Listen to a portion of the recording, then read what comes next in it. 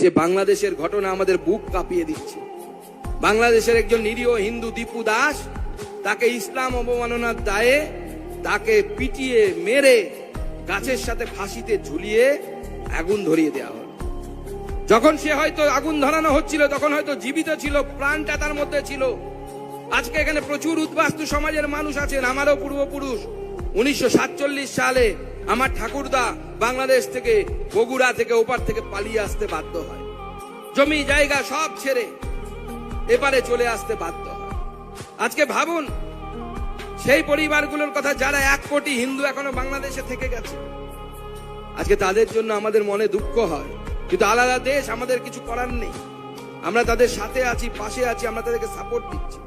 আর আজকে যারা এই সাম্প্রদায়িক শক্তিকে এই পশ্চিমবঙ্গের মাটিতে যারা জীবিত করার চেষ্টা করছে, পুনর্জীবিত করার চেষ্টা করছে, তাদের বিরুদ্ধে যদি আমরা না লড়ি, আগামী দিনে বাংলাদেশে যে ঘটনা ঘটেছে সেই ঘটনা আমাদের সাথে ঘটবে।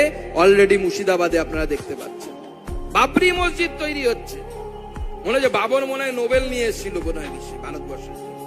আরে তাসখন থেকে এসেছিল, একটা বহিরাগত লোক, সে এসে বাবরি মসজিদ তৈরি করছে।